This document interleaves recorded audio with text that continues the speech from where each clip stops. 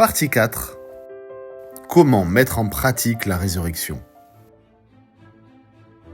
Pour que cette unité devienne une réalité, nous devons vivre la résurrection au quotidien.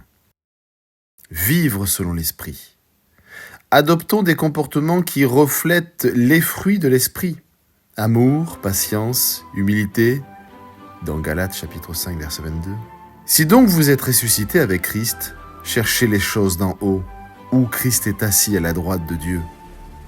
Dans ce verset, l'apôtre Paul rappelle aux croyants qu'ils ont été ressuscités avec Christ, signifiant une transformation spirituelle qui les lie à la vie nouvelle en Christ.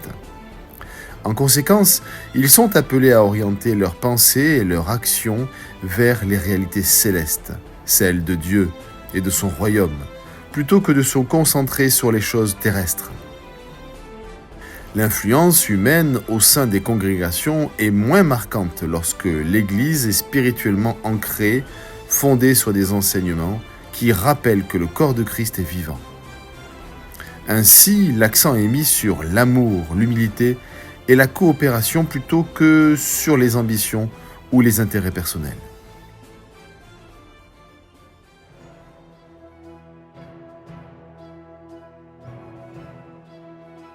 Promouvoir le dialogue et l'unité.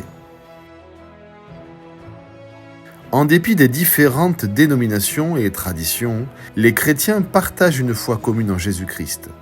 Et il est essentiel de cultiver une communication qui encourage l'unité.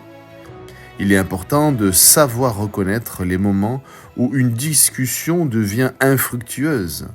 Si le dialogue devient trop tendu, si les participants sont trop fermés dans leur position, ou si l'échange ne mène nulle part, il peut être sage de le suspendre temporairement. Il n'y a aucune honte à dire « Je pense que nous devons prendre du recul et revenir sur cette conversation plus tard, lorsque nous serons dans un état d'esprit plus calme et réceptif. » Parfois, il est préférable de laisser les choses mûrir, d'offrir des prières et de revenir à la discussion dans un moment plus propice. La méditation collective sur la résurrection est le seul sujet clé qui nous aide à revenir à Dieu. Lorsque les croyants se concentrent ensemble sur la résurrection de Jésus-Christ, cela devient un point de rencontre spirituelle puissant, permettant de dépasser les différences individuelles, culturelles et doctrinales pour revenir à ce qui est fondamental, répondre aux besoins spirituels et humains dans les moments de crise.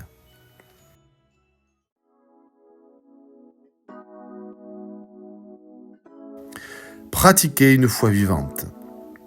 Dans les moments de divergence entre différentes communautés et confessions de foi chrétienne, il est préférable de laisser les choses mûrir et d'éviter les situations conflictuelles. Cependant, il est tout à fait crucial de garder les bras ouverts dès qu'une lueur d'entente se manifeste. Il convient, en tout temps, de témoigner de la puissance de la résurrection par des actions empreintes de justice et de compassion. Les étiquettes d'église et la notion de fidélité sont souvent des stratégies légitimes à respecter. Malheureusement, si elles sont poussées à l'extrême, elles risquent de produire une foi statique et peu expansive. Jean chapitre 11 verset 41 nous dit « Père, je te rends grâce de ce que tu m'as exaucé. Pour moi, je savais que tu m'exauces toujours, mais à cause de la foule qui m'entoure, j'ai dit cela afin qu'ils croient que c'est toi qui m'as envoyé. » Jésus a été envoyé par Dieu pour accomplir sa mission divine. Dans le monde d'aujourd'hui, marqué par la souffrance, que ce soit la guerre, la pauvreté, l'injustice, la maladie ou la désespérance, les besoins humains et spirituels sont plus pressants que jamais. Les crises sociales, économiques et politiques révèlent la profondeur de ces souffrances. Face à cette réalité, les chrétiens ne doivent pas se replier sur eux-mêmes, mais se lever en témoin de l'espérance apportée par Christ. Plus le monde souffre, plus il devient urgent de partager la vérité de l'Évangile. En tant que communauté chrétienne, nous sommes appelés à mettre de côté nos divisions pour préparer le travail et répondre ensemble à ce besoin vital. Dans un cadre neutre, les événements de rassemblement intercommunautaire sont propices pour répondre aux besoins d'évangélisation, de crise politique, de crise sociale et de soutien aux chrétiens dans des pays en persécution. La résurrection nous enseigne que nous ne sommes pas appelés à vivre dans l'isolement, à critiquer d'autres confessions de foi chrétienne ou à nous concentrer uniquement sur nos besoins personnels ou ceux de notre petite communauté. Nous sommes plutôt appelés à œuvrer ensemble pour partager l'évangile de la paix, apporter l'espérance et répondre aux besoins urgents du monde, même dans des catastrophes, des famines et des crises humanitaires majeures. La méditation collective sur la résurrection devient ainsi un catalyseur pour l'action missionnaire, car elle ravive l'engagement des croyants, en témoignant de la victoire de Jésus sur la mort et en apportant l'amour de Dieu à ceux qui ne le connaissent pas encore.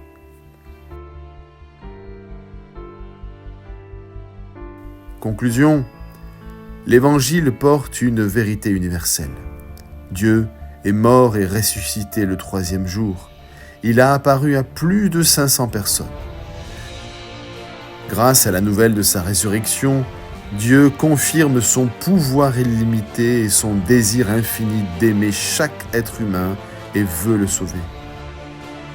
Chers auditeurs, la mort et la résurrection de Jésus est le fondement sur lequel nous devons bâtir notre unité. Si nous nous concentrons sur ce message central et nous le mettons en pratique, les divisions s'effaceront pour laisser place à un peuple uni, fidèle à l'appel de Jésus. Qu'il soit un comme toi, Père, tu es en moi, et que je suis en toi. Jean chapitre 17, verset 21. Merci d'avoir été avec nous dans l'unité par l'évangile de la paix. Partagez ce message avec vos proches et retrouvons-nous très bientôt pour un nouvel épisode. Que la paix et l'amour de notre Seigneur Jésus-Christ vous accompagnent. Pour en savoir plus, croyants ou pas encore, retrouvez-nous sur le site evangiledelapaix.com. À bientôt.